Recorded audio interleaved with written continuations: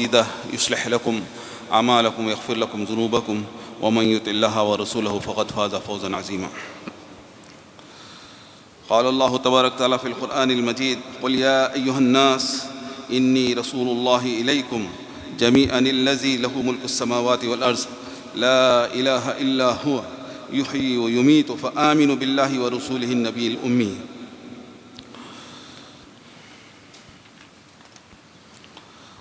ساری تعریف و توصیف و حمد و ثنا صرف اور صرف اللہ تعالیٰ ہی کے لیے سزاوار ہے، جو ساری کائنات کا مالک، مدبر، آقا، شہنشاہ اور حاکم حقیقی ہے. وہی ہمارا خالق ہے، وہی ہمارا رازق ہے،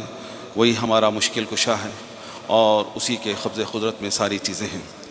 اور لاکھوں کروڑوں درود و سلام ہوں ہمارے آخری نبی جناب محمد صلی اللہ علیہ وسلم کی ذات گرامی پر، کہ آپ صلی اللہ علیہ وسلم نے ہمیں قرآن و سنت کی ایک ایسی روشن شاہراہ پر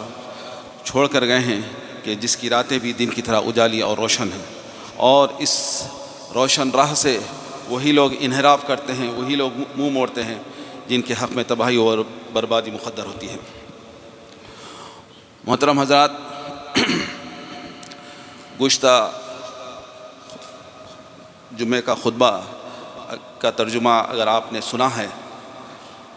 تو یاد ہوگا کہ خطیب صاحب نے کلمہ توحید کا جو ہمارے اسلام کے رکن کا سب سے پہلا رکن ہے، بنیادی رکن ہے، اس کے پہلے حصے پر گفتگو کی تھی اور اس پر خطبہ دیا تھا. ہمارے اسلام کا رکن جو پہلا رکن ہے، شہادت اللہ الہ الا اللہ وان محمد رسول اللہ. تو گزشتہ جمعے میں خطیب صاحب نے اس رکن عظیم، رکن جو اصل رکن ہے، بنیادی رکن ہے، اس کے بغیر ہم مسلمان نہیں ہو سکتے،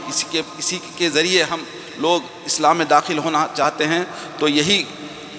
شہادت کو، یہی کلمے کو پڑھ کر اسلام میں داخل ہوا جاتا ہے. تو اس کا پہلا حصہ، اس کے دو حصے ہیں. پہلا حصہ لا الہ الا اللہ، نہیں ہے کوئی معبود برحق سوائے اللہ تبارک تعالیٰ کے. تو اس پر گزشتہ جمعے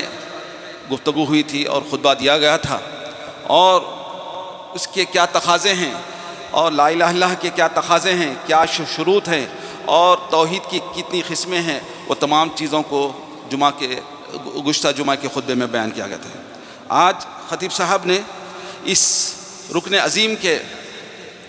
دوسرے حصے پر گفتگو کی ہے، اور وہ ہے شہادت ان محمد رسول اللہ، اور اس بات کی گواہی دینا کہ محمد صلی اللہ علیہ وسلم اللہ کے رسول ہیں. اب اس کے کیا تقاضے ہم پر واجب ہوتے ہیں؟ جب ہم نے کلمہ پڑھ لیا ہے کہ نہیں ہے کوئی معبود برحق سوائے اللہ تعالیٰ کے، اور محمد صلی اللہ علیہ وسلم اللہ کے رسول ہیں، تو جب ہم اس بات کو تسلیم کرتے ہیں کہ محمد صلی اللہ علیہ وسلم اللہ تعالیٰ کے آخری پیغمبر ہیں اور رسول ہیں، تو اب اس پر ہم پر صرف زبانی طور پر کلمہ پڑھ لینے سے ہم مسلمان ہو جاتے ہیں، یا اس پر ہم پر کچھ تقاضے عائد ہوتے ہیں، کچھ شرائط عائد ہوتے ہیں جس کو پورا کرنا ہمارے لیے ضروری ہے. تو آئیے اسی چیز کو آج خطیب صاحب نے اپنے خطبے میں بیان کیا ہے. اللہ تبارک تعالیٰ نے قرآن میں ایک جگہ اللہ تعالیٰ ارشاد فرماتے ہیں: قل یا ایھا الناس، اللہ کے رسول صلی اللہ علیہ وسلم آپ تمام لوگوں کو کہہ دیجئے، انی رسول اللہ علیکم جمیعا، میں تم تمام کی طرف رسول بنا کر بھیجا گیا ہوں، تمام کی طرف رسول بنا کر بھیجا گیا ہوں. اور یہ کس کی جانب سے اللہ تعالیٰ نے کو رسول بنا کے، الذی لہ ملک السماوات والارض، یہ اس ذات باری تعالیٰ کی جانب سے جس کے قبض قدرت میں آسمان و زمین کی بادشاہت ہے، اور جس کے قبض قدرت میں سارے آسمان و زمین کے خزانے ہیں، اس اللہ تبارک تعالیٰ کی جانب سے اللہ کے رسول صلی اللہ علیہ وسلم، محمد صلی اللہ علیہ وسلم کو رسول بنا کر ہیں. لا الہ الا اللہ، اور یہ وہ ذات ہے، نہیں ہے کوئی معبود سوائے وہی، یحیی و یمیت، وہی زندہ کرتا ہے، وہی مارتا ہے، یعنی اللہ تعالیٰ کی وہ بڑی ذات ہے. فآمنوا باللہ ورسولہ، تو تم اللہ تعالیٰ پر ایمان لاؤ اور اس کے نبی امی پر ایمان لاؤ. تو اللہ تبارک تعالیٰ نے سب سے پہلے اس آیت کریمہ میں ہم کو رسول اللہ صلی اللہ علیہ وسلم کی رسالت کو تسلیم کرنے اور آپ پر ایمان لانے اور آپ کی اطاعت کرنے کا حکم دے رہے ہیں. اور اس میں اللہ تبارک تعالیٰ یا ایھا الناس کے سے خطاب فرما رہے ہیں کہ اے وہ لوگو، اے تمام لوگوں، یعنی اس میں اللہ تبارک تعالیٰ نے ساری انسانیت کے لیے، چاہے وہ گورا ہو، کالا ہو، عربی ہو، عجمی ہو، یا دنیا کے کسی بھی حصے میں رہتا ہو، ان تمام کے لیے لازمی اور ضروری ہے کہ وہ رسول اللہ صلی اللہ علیہ وسلم پر ایمان لائے، اور اس کے بغیر اگر وہ ایمان لائے بغیر اور مر جاتا ہے تو اس کا ٹھکانہ جہنم ہے۔ بغیر رسول اللہ صلی اللہ علیہ وسلم کے پر ایمان صرف اللہ تعالیٰ پر ایمان لاتا ہے، رسول اللہ صلی اللہ علیہ وسلم پر ایمان نہیں لاتا ہے تو اس کا ایمان باطل ہے اور وہ کفر کی حالت میں مرتا ہے۔ تو یہ کلمہ توحید کے ہمارے دو حصے ہیں، ایک اللہ تعالیٰ کی وحدانیت پر ایمان لانا ہے، اور دوسری رسول اللہ صلی اللہ علیہ وسلم کی رسالت پر ایمان لانا ہے۔ تو اس کے بغیر ہمارا ایمان مکمل نہیں ہو سکتا ہے۔ پھر خطیب صاحب نے اس کے کچھ تقاضے بیان کیے ہیں، تقریباً 7 تقاضے اس کے ذکر کیے ہیں، جس کو پورا کرنا، جس پر ایمان لانا، جس کو ہم پر ہر شخص کے لیے لازمی ضروری ہے۔ اللہ تبارک تعالیٰ نے سب سے پہلے یہ بیان فرمایا کہ رسول اللہ صلی اللہ علیہ وسلم اللہ تعالیٰ کے سب سے پہلے کیا ہے؟ بندے ہیں، اس کے بعد اللہ تعالیٰ کے رسول ہیں۔ تو چنانچہ اللہ تبارک تعالیٰ نے قرآن میں بے شمار جگہ پر اللہ تعالیٰ نے رسول اللہ صلی اللہ علیہ وسلم کو عبد کے لفظ سے یاد کیا ہے اور بندے کا ذکر کیا ہے، جیسا کہ اللہ تعالیٰ نے فرمایا سبحان الذی اسریٰ بعبدہ لیلا من المسجد الحرام، بابرکت پاک ہے وہ ذات جس نے اپنے بندے کو کیا ہے رات میں لے چلا، سورہ اسرائیل، بنی اسرائیل کی پہلی آیت۔ پھر اور ایک جگہ اللہ تعالیٰ فرماتے ہیں تبارک الذی نزل الفرقان علی عبدہ، بابرکت ہے وہ ذات جس نے فرقان کو نازل کیا اپنے بندے پر، اپنے رسول پر ذکر نہیں کیا بلکہ اللہ تعالیٰ نے اپنے بندے پر، یعنی بندے کو ذکر کر کے یہ اس میں اور شرف کی بات ہے، یعنی ایک بندہ ہو کر اس کو اللہ تبارک تعالیٰ اتنے بڑے مقام پر پہنچا دے رہا ہے، اس کو اللہ تبارک تعالیٰ راتوں رات کیا ہے معراج کی سیر کروا رہا ہے اللہ تعالیٰ، مکے سے بیت المقدس لے گیا، پھر بیت المقدس سے تو وہاں پر اللہ تبارک تعالیٰ نے رسول اللہ صلی اللہ علیہ وسلم کا کیا ذکر کیا؟ بندے کے لفظ سے ذکر کیا ہے۔ تو یہ اس میں اللہ رسول اللہ صلی اللہ علیہ وسلم کے شرف کو اور عظمت کو بیان کیا جانا۔ پھر اسی طرح اللہ تبارک تعالیٰ ایک جگہ فرماتے ہیں وَإِن كُنتُمْ فِي رَيْبٍ مِّمَّا نَزَّلْنَا، اور اگر تم شک میں مبتلا ہو ان چیزوں پر جو ہم نے اپنے بندے پر نازل کیا ہے، قرآن پہ نازل ہوئے۔ تو اسی طرح سورہ کہف کی آخری آیت میں بھی اللہ تعالیٰ فرماتے ہیں قُلْ إِنَّمَا أَنَا بَشَرٌ مِثْلُكُمْ، کہہ دیجئے محمد صلی اللہ علیہ وسلم میں تو تمہارے جیسا ایک انسان ہوں، میں تمہارے جیسا ایک بشر ہوں، لیکن ہم میں سے بہت سارے بھائی جو کلمہ گو ہیں رسول اللہ صلی اللہ علیہ وسلم کو جو اللہ تعالیٰ نے جو مقام دیا ہے اس سے بڑھا کر اللہ تعالیٰ کے برابر قرار دینا چاہتے ہیں، نعوذ باللہ، اور رسول اللہ صلی اللہ علیہ وسلم کو بشر نہیں مانتے ہیں۔ بہت سارے لوگ ہیں کہ رسول اللہ صلی اللہ علیہ وسلم بشر نہیں تھے اور آپ نور تھے، فلاں تھے، اس طرح سے کہتے ہیں بشر کو، جبکہ جب ہم قرآن کا مطالعہ کرتے ہیں تو یہ پتہ چلتا ہے کہ کفار مکہ جو رسول اللہ صلی اللہ علیہ وسلم کی رسالت کو ماننے کا انکار کرتے تھے، وہ کہتے تھے ما لی ھذا البشر یاکل الطعام ویمشی فی الاسواق، وہ تو کہتے تھے کفار قریش کہتے تھے کہ یہ انسان کیسا انسان ہے کہ وہ ہمارے جیسا ہی انسان ہے، یہ اس کو بھی کھانے پینے کی حاجت ہے، اس کو بھی ضروریات کی ہے، بازاروں میں گھومتا ہے۔ پھر وہ سمجھتے تھے کہ رسول کے لیے کوئی ما فوق البشر، کوئی ایسی شخصیت ہونا چاہیے جو کیا ہے رسالت کا حامل ہو وغیرہ۔ تو بہرحال اللہ تبارک تعالیٰ نے یہاں سورہ کہف کی آخری آیت میں اللہ تبارک تعالیٰ نے رسول اللہ صلی اللہ علیہ وسلم سے مخاطب کرتے ہوئے فرمایا کہ اللہ کے رسول آپ فرما دیجئے کہ انما انا بشر مثلکم، یقیناً میں تمہارے جیسا انسان ہوں۔ پھر اس کے بعد رسول اللہ صلی اللہ علیہ وسلم نے بھی ارشاد فرمایا کہ لا تطرونی کما اطرت النصارى، اے لوگو مجھے اس طرح سے غلو نہ کر دینا جس طرح سے نصارہ نے غلو کر دیا تھا عیسیٰ علیہ السلام کے ساتھ، عیسیٰ بن مریم۔ انما انا عبد، رسول اللہ صلی اللہ علیہ وسلم فرماتے ہیں بے شک میں ایک بندہ ہوں، وقولوا عبد اللہ ورسولہ، تو تم مجھے کیا کہو؟ اللہ تعالیٰ کا بندہ ہے اور اس کا رسول ہے کہو، یعنی پہلے اللہ تبارک تعالیٰ۔ تو ہم کیا کہتے ہیں؟ اشہد ان لا الہ الا اللہ واشہد ان محمدن عبدہ ورسولہ، کلمے بھی کیا ہے؟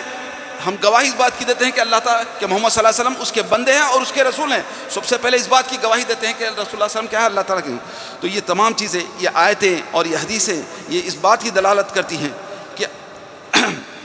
کہ رسول اللہ صلی اللہ علیہ وسلم بھی کیا ہے ایک بندے تھے، لیکن اللہ تبارک تعالیٰ نے آپ کو افضل الانبیاء بنایا، تمام بندوں میں افضل ہیں، ہاں، اور آپ کو اللہ تبارک تعالیٰ نے پورے انبیاء میں سب سے اونچا مقام عطا فرمایا ہے۔ لیکن اس کا مطلب یہ نہیں ہے کہ اللہ تعالیٰ نے اپنی جو خصوصیات ہے، نفع نقصان ہے،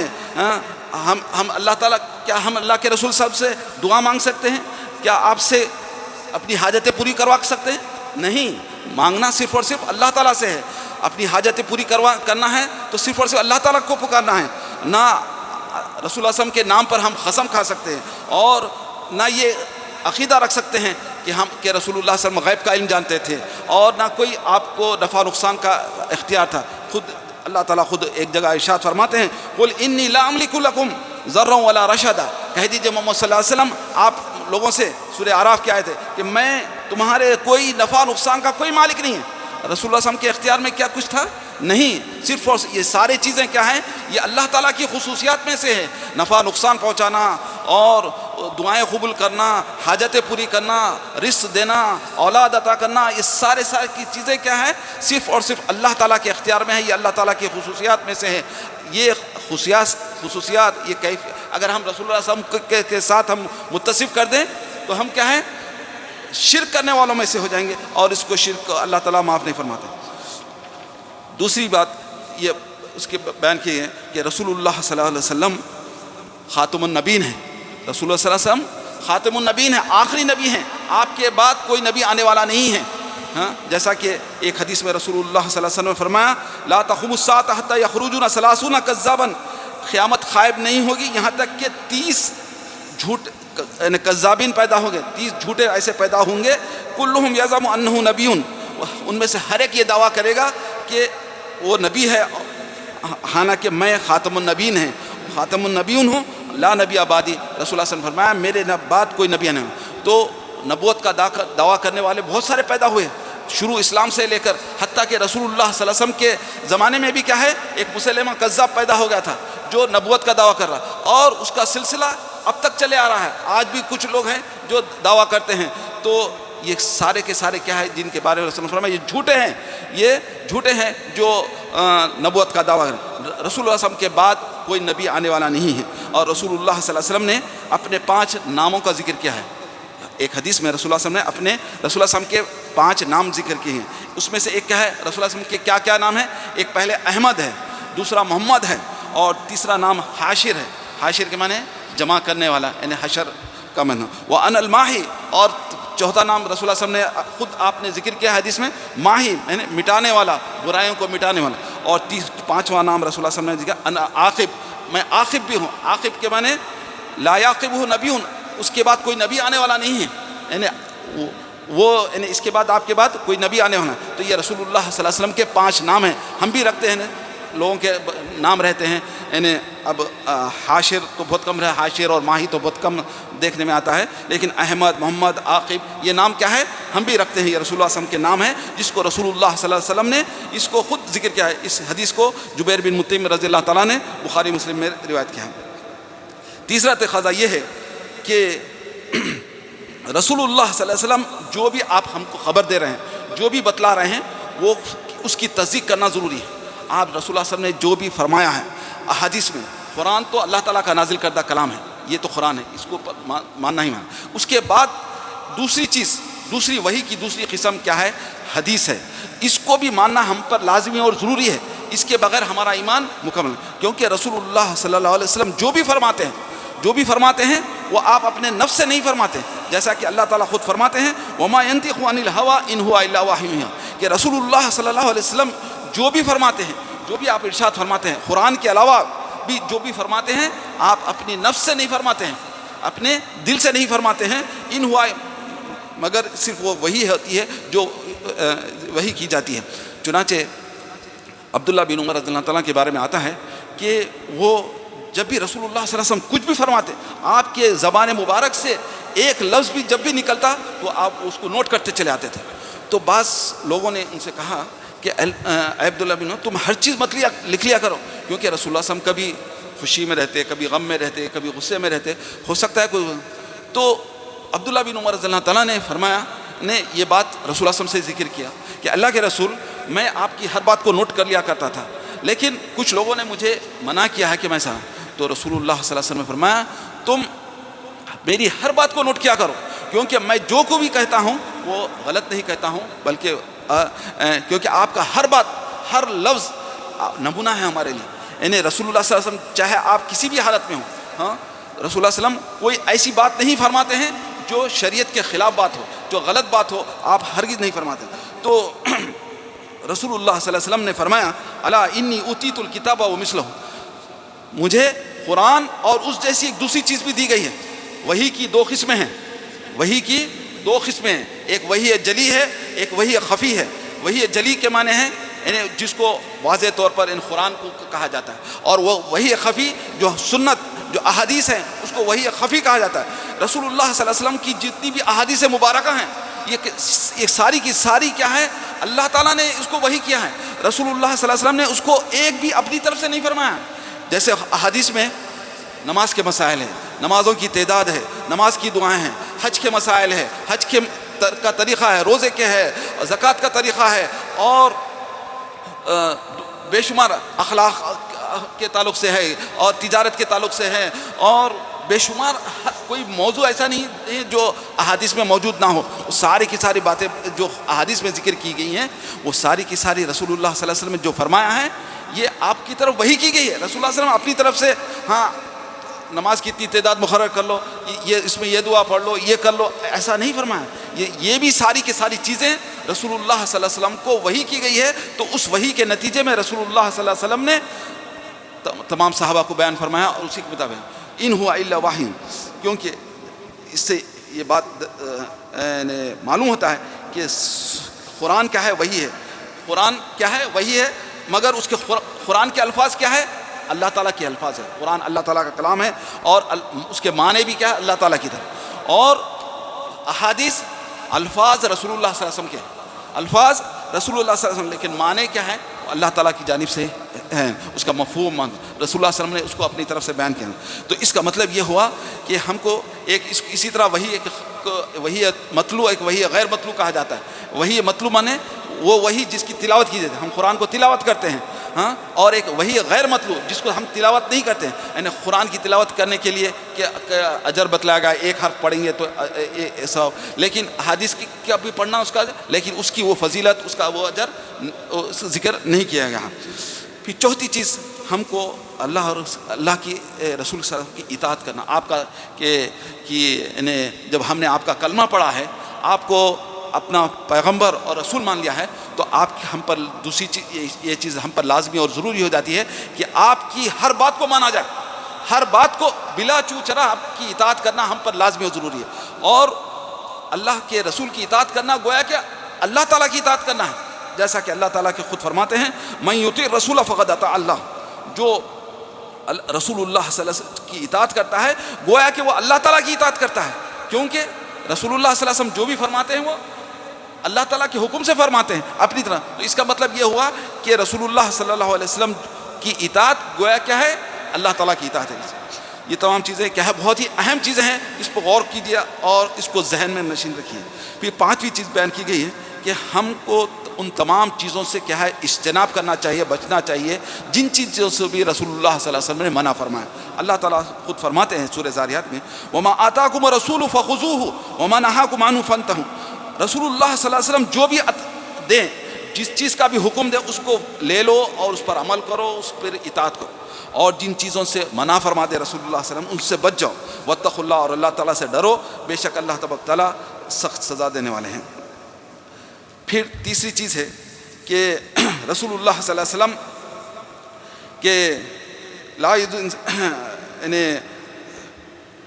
رسول اللہ صلی اللہ علیہ وسلم جو بھی فرمائے ہیں اسی کو پر عمل کرنا ضروری ہے.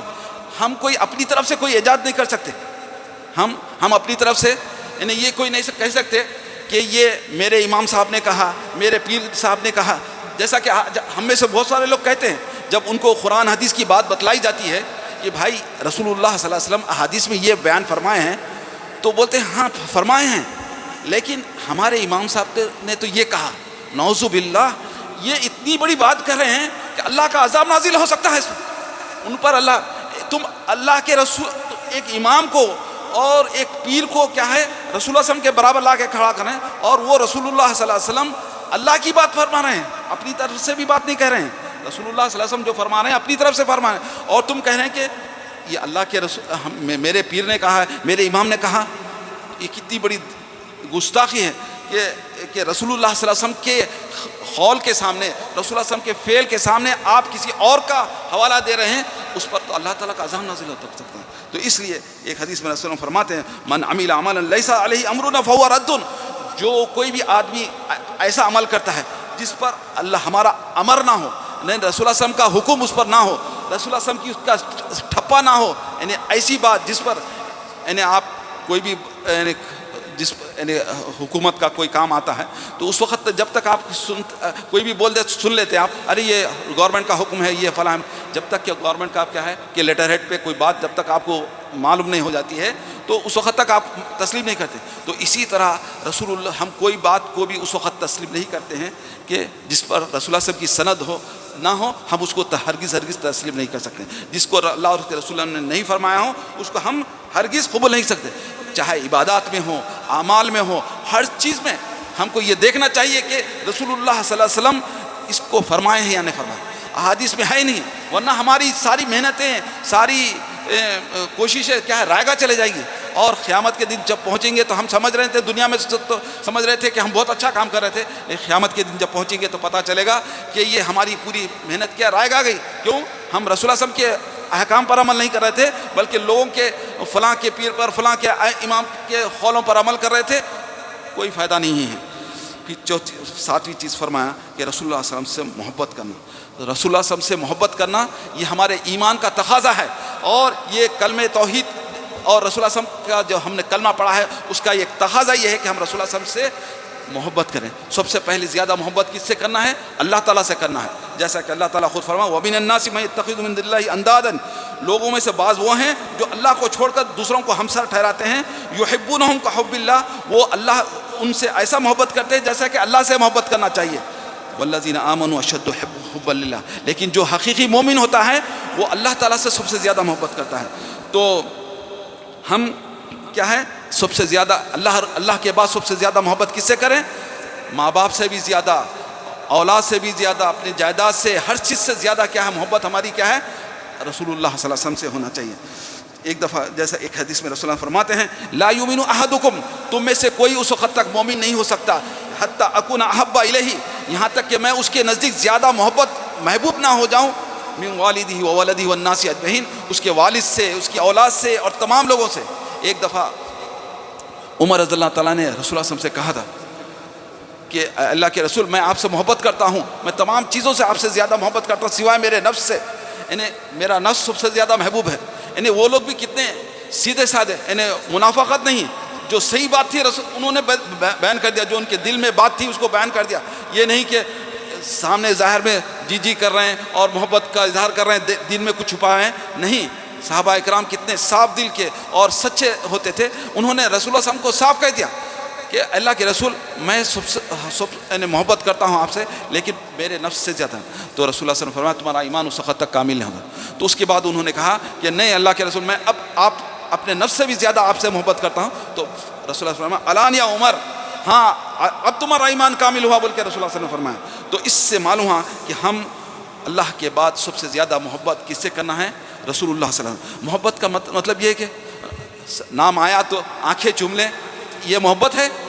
یہ محبت نہیں ہے، یہ بدعت ہے۔ یہ محبت نہیں ہے، یہ بدعت ہے۔ محبت تو یہ ہے کہ آپ ان کے ہر حکم پر عمل کریں، رسول اللہ صلی اللہ علیہ وسلم نے جو حکم دیا ہے اس کو پر عمل کریں، یہ اصل محبت کا تقاضا ہے۔ پھر اس کے بعد خطیب صاحب نے کچھ یعنی دوسرے خطبے میں یہ بیان کیا کہ رسول اللہ صلی اللہ علیہ وسلم کو بھی اپنا حکم بنانا ہے۔ رسول اللہ صلی اللہ علیہ وسلم کو اپنے تمام معاملات میں کیا ہے رسول اللہ صلی اللہ علیہ وسلم جو فرما دیں، رسول اللہ صلی اللہ علیہ وسلم کا جو حکم ہے اس کو قبول کرنا ہمارے لیے لازمی ضرور ہے۔ اگر اس کی ہم نہیں کریں گے تو ہمارا ایمان مکمل نہیں ہوتا ہے۔ جیسا کہ سورہ نساء کی ایک آیت ہے، اللہ تعالیٰ فرماتے ہیں فلا و ربی کا، اللہ کے رسول فلا، آپ کے رب کی قسم، لا یؤمن، اللہ تعالیٰ اپنی قسم کھا کے وہ فرماتے ہیں